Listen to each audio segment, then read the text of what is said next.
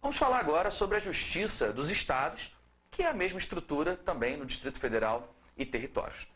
A Constituição trata da Justiça Estadual nos artigos 125 e 126 e traz como estrutura, como órgãos integrantes dessa estrutura, os juízes de direito e os tribunais de justiça dos estados e do Distrito Federal e territórios. Lembrando que no DF e territórios é o mesmo órgão, é um órgão só com esse nome, Tribunal de Justiça do Distrito Federal e territórios, Juízes de Direito do Distrito Federal e territórios. Que se existir algum território, poderão estar lotados lá esses juízes de direito do DFT. Então, o Poder Judiciário do DFT é um órgão com um nome DFT. E aí teria um TJ só, TJ do DFT, que é esse o nome do Tribunal de Justiça que hoje tem sede no Distrito Federal. E juízes de direito do DFT, que são organizados e mantidos pela União. É a União que organiza e mantém o Poder Judiciário do Distrito Federal e territórios. Já TJ dos estados, cada estado tem o seu Tribunal de Justiça e tem os seus juízes de direito. Na primeira instância, os juízes de direito, na segunda instância, os tribunais de justiça. Os membros dos tribunais de justiça são denominados desembargadores. Então, nós temos 26 tribunais de justiça estaduais e um TJDFT. E vários, centenas, milhares de juízes de direito. Além disso, a gente pode ter também, claro, na justiça estadual, a gente vai ter os juizados especiais, que a gente já viu na parte do artigo 98 da Constituição. Então, temos juizados especiais cíveis e criminais, com recursos para a turma recursal. E pode ter também a justiça militar estadual. O Estado tem competência residual, como a gente já estudou na parte das competências. Então, fica com o que sobra. Tudo aquilo que não é do STF, do STJ, da Justiça Trabalhista, Eleitoral, Militar e da Justiça Federal, vai ficar para a Justiça Estadual. Então, na parte aqui da Constituição que fala sobre a Justiça Estadual, a Constituição fala muito pouco, porque não tem muitas competências expressas no texto constitucional para essa justiça. Vamos ver então o que a Constituição fala nesses artigos 125 e 126. O 125 caput diz que os estados organizarão sua justiça observados os princípios estabelecidos nessa Constituição. Quer dizer que o Estado tem a sua própria justiça organizada por ele, mas sempre respeitando aquilo que está na Constituição Federal. Então a Constituição do Estado vai estar dispondo sobre isso e vai dispor sobre a competência do TJ. A competência dos tribunais, quer dizer, dos tribunais de justiça, será definida na Constituição do Estado. E a lei de organização judiciária é de iniciativa do TJ. Cada Estado tem a sua lei de organização judiciária que tem que ser aprovada pelo Poder Legislativo, pela Assembleia Legislativa. Mas quem pode apresentar o projeto de lei dispondo sobre a organização judiciária é o Tribunal de Justiça do Estado. Então ele tem iniciativa legislativa, vai apresentar o projeto de lei dispondo sobre a organização judiciária. Como é que fica no Distrito Federal? No Distrito Federal, a organização judiciária é feita por lei federal, porque compete à União organizar e manter o Poder Judiciário do DF. Então o TJ do Distrito Federal e Território propõe a organização judiciária a quem? Ao Congresso Nacional, porque é ele que aprova. Seguindo, o parágrafo 2º diz que cabe aos estados a instituição da representação de inconstitucionalidade de leis ou atos normativos estaduais ou municipais em face da Constituição Estadual.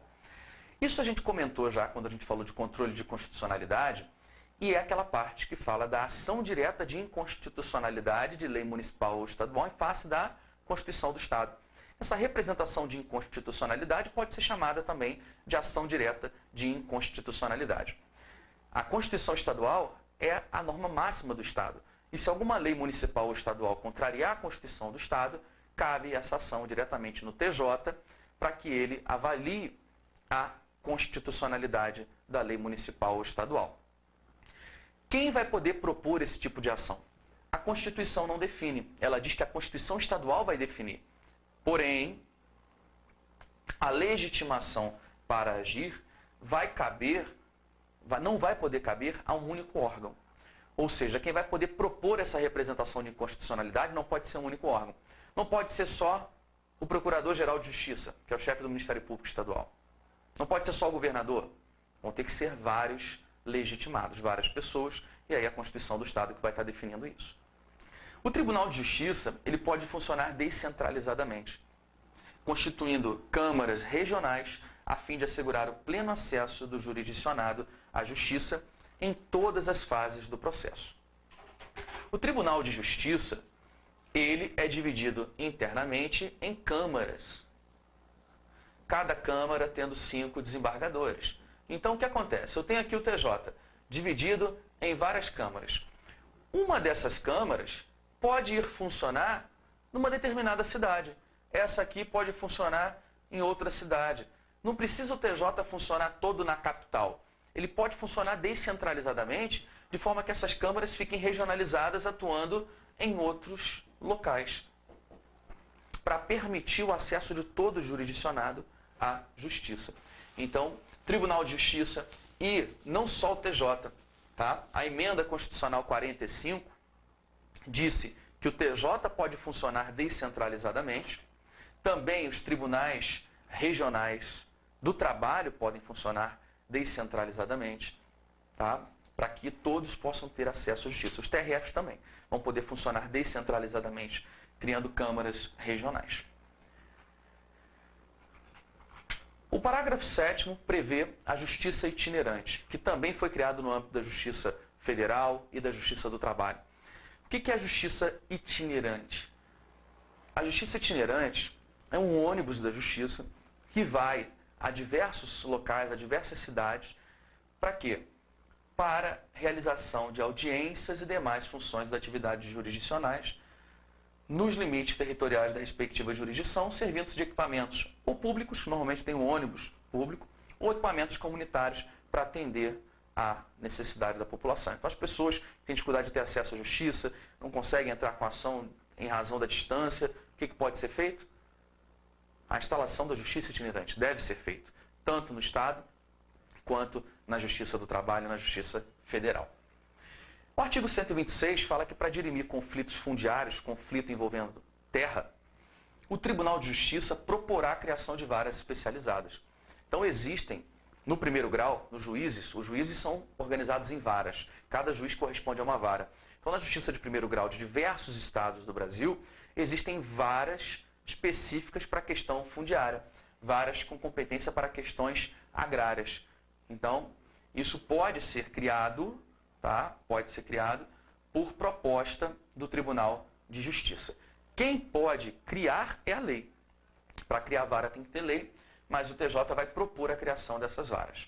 E o parágrafo único fala que sempre que necessário eficiente prestação jurisdicional, o juiz far-se-á presente ao local do litígio. Então, é um litígio envolvendo terras, envolvendo questões agrárias. Um diz, olha, essa terra é minha, outro diz, não é minha, e aí tem um conflito. Se for necessário, para a prestação jurisdicional, o juiz vai ao local para entender melhor a situação. Isso é muito comum. Não é nada, né? Na prática, é difícil o juiz ir ao local, mas existe a previsão constitucional que o juiz se fará presente no próprio local onde está ocorrendo o litígio, o conflito. Certo? É isso que a Constituição fala sobre a justiça estadual na parte geral. E aí agora ela vai falar um pouquinho sobre a justiça militar estadual. O que acontece? Não necessariamente o Estado vai ter uma justiça militar específica. Normalmente quem vai julgar os militares estaduais, que são PM, bombeiro, será a própria justiça estadual. Mas a lei estadual pode criar, mediante proposta do Tribunal de Justiça, a Justiça Militar Estadual. Então, normalmente, quem vai estar atuando na Justiça vai ser quem? TJ e juiz de direito. Mas pode ser criada a Justiça Militar Estadual, constituída em primeiro grau, na primeira instância, pelos juízes de direito da Justiça Militar, que são chamados também de juízes auditores, e pelos conselhos de Justiça Militar. Então, em primeiro grau, juízes de direito e conselhos de justiça militar. Vai ser a primeira instância, o primeiro grau da justiça militar estadual. E, em segundo grau, vai ser o próprio TJ. Recurso vai para o próprio TJ. Ou pode ser criado também um Tribunal de Justiça Militar, como existe no estado de Minas Gerais.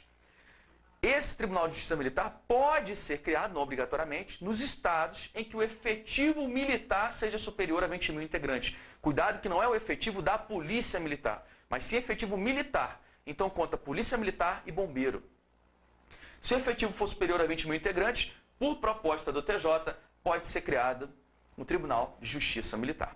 Então, para criar a Justiça Militar de primeiro grau, com juízes de direito e conselho de justiça, basta a proposta do TJ. Mas para criar o Tribunal de Justiça Militar, tem que ter, além da proposta do TJ, um efetivo militar superior a 20 mil integrantes. E aí, nós teremos uma Justiça Militar Estadual, juiz de direito e conselho de justiça, com recurso para o Tribunal de Justiça Militar. Interessante, né? Então, está aí o que a Constituição prevê quanto à Justiça Militar Estadual em relação à estrutura. Em relação à competência, qual vai ser a competência do TJ ou do TJ Militar? Qual vai ser a competência dos juízes de direito, da Justiça Militar e dos conselhos de Justiça Militar? Bom, de uma maneira geral, a Justiça Militar Estadual vai ter competência para processar e julgar os militares do Estado, ou seja, PM e bombeiro, nos crimes militares definidos em lei. Então, o Código Penal Militar define os crimes militares, se eles cometeriam desses crimes militares, Justiça Militar Estadual. Ressalvada a competência do júri, o que o júri julga? De acordo com o artigo 5º, inciso 38, a linha D de dado, o júri tem competência para julgar os crimes dolosos contra a vida, os crimes intencionais contra a vida. Então, se for um crime intencional contra a vida, contra um civil, contra uma pessoa que não é militar, então o militar matou um civil intencionalmente, aí vai ser julgado pelo tribunal do júri. Não vai ser julgado pela Justiça Militar Estadual.